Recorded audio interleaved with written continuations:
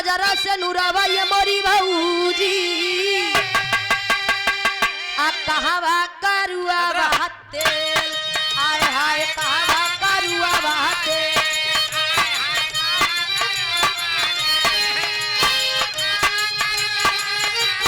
ओहो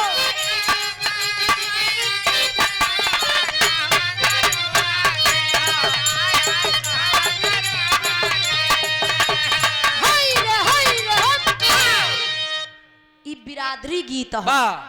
अरे कहाई कहावा महंगा बाबा सासू जी के पुतावा ये मोरी भौजी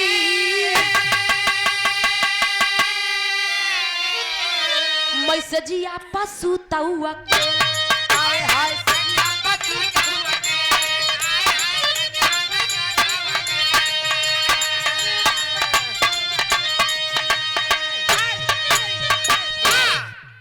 एकरे का नंदनी दीदी जी गाई हैं ये बिरादर गीतिया अब कितनो लेडीज गावती हैं लेकिन गावी नहीं पावती हैं हम कहा तई जवन चीज दूसरे की सीखा अगर ना गाय पावो तो का मत गावा आ नहीं तो गावा तो से अच्छा गावा राजा हो तो है कैसे मनाई जवन सोना सुहानी गाय दी है ना कोनो लेडीज ना गाय पाए सा बिरादरी गीत जवन हमार दीदी नंदनी दीदी जी गाय दी है ना कोनो लेडीज ना गाय पाए सा आ गावा तमान जेंट्स ना गाय पाए लेडीज के बात छोड़ा लेकिन कहना है कही तोर मोह योग लगई बकलो के सारे लइके चबई ना चला जायाड़ा रे ले हरि के मान होई गया ए बिना तारे काली गाए गौ नया जुआईला तो हारे कौआ के चार सखी आई ललराई चले का तोरे आई जाई ललराई कई संदा मादया है कैसन के किरिया हट से काटा नहीं बिना यारतिया तोरा होता गई माई के दुआरे सांझ होइगा झगड़ा कराए नहीं जाए एक डगरी पानी पी के देहारी पमूत एक डगरी पानी पी के देहारी पमूत हाय रामा भीन का भवानी माई लूट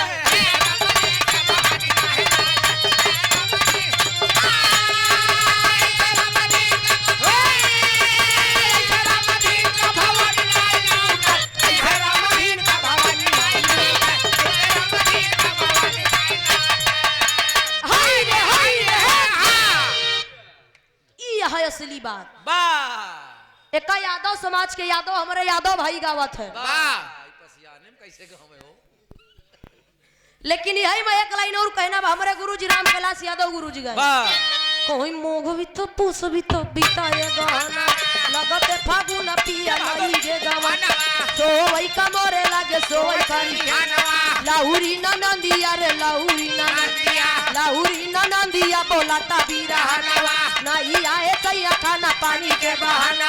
गैया ना वो रे संजे कटिया नी पोरे बाहर पूरा भैया पा यार राता अरे बाहर पूरा भैया पा यार रात बाहर पूरा भैया पा यार रात पुतावा गजावा छाला रात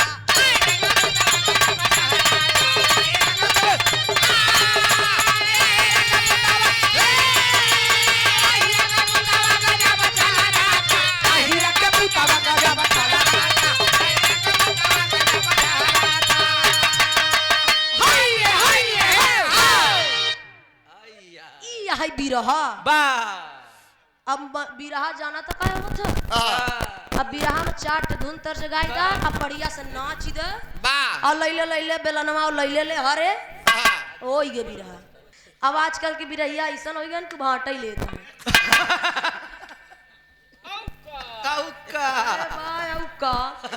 लेकिन कहे ना आगा एक यादव भाई गावा लेकिन जब पाल भाई भेड़ी ढील दे और जब पाल भाई ढेर दे तो गावई काय रे धन्य भाग मोरी भेली लक्ष्मी अब वो छीली घास न खा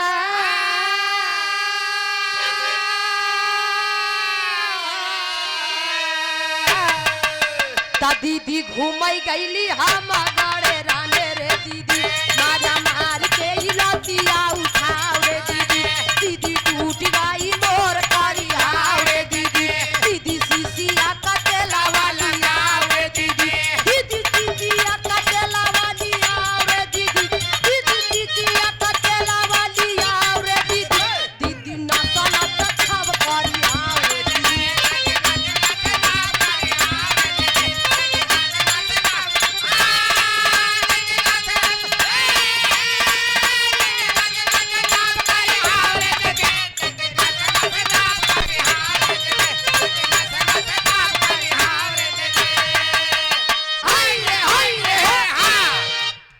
में धोबी भाई गावे,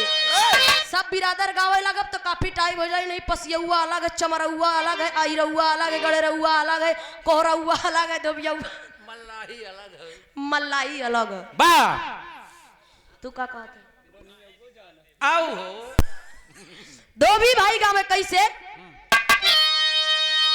ये देखा हमारा है एक क्या यूट्यूब बनाई गए का सिर्फ हम गाए हैं कि ये हो बरे ठीना हमारी, कि ये हो बरे ठीना हमारी, चले हो माऊ वाला घाट, ये हो बरे ठीना हमारी,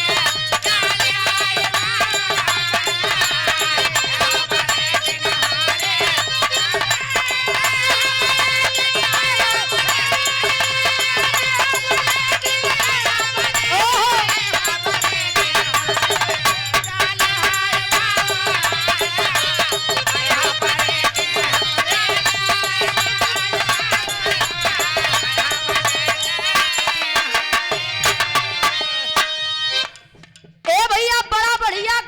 समझावई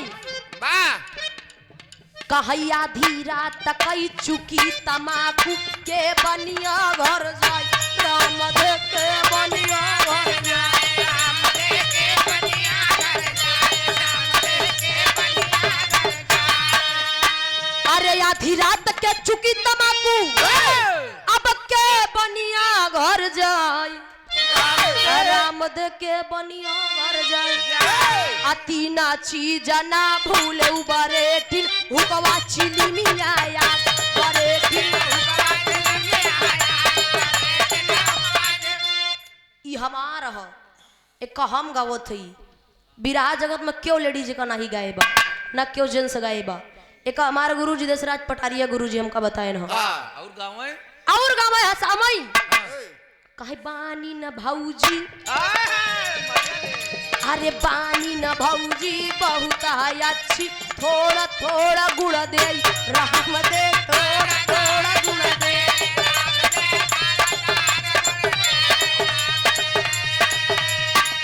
अरे बानी न भौजी बहुत अच्छी, अब थोड़ा थोड़ा गुड़ दे, अरे राम दे थोड़ा थोड़ा गुड़ दे। बिरहा के कलेजा है अब अपने मनैयन का। ए भैया हेलो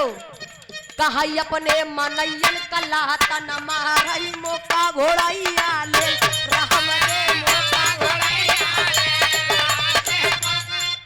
गाँव हंसावई अपने मनैयन का लाता न मारई मौका घोड़ैया ले। अब भाई जब मन से तुम पतो ये प्यार कही तो घोड़ैया तो ले भाई। लेकिन एक लाइन और आखिरी भाव में कहना बा कोनो इनकर जैसे कोनो भौजाई के देवर रहन और जब पहिल पहिल गवना आई तू कहे कि पहिल पहिल मई हरे आयु गवनवा आ गायु अंगनवा सोई। अच्छा ये सूरज कि पहिल पहिल मई आयु गवनवा अरे गायु अंगनवा सोई, अरे बहिनी गायु अंगनवा सोई। ये वो गीत है कि जिसको बुढ़वा दादा बुढ़िया दादी जवान सयान मेहरारू मनसेदू सब सुन सकते हैं। और लैले लैले बेलनवा और लैले हरे केवल मनसेदू एक मजा है। मेहरारून जो सुनिए कर रही है कि का गावत हाई कहना है कि पहिल पहिल मैं आयु गमनवा अरे गायु अंगनवा सोई, रे बहिनी गायु अंगनवा सोई। अब है छोटका देवरावा या की तरे दियो बुहु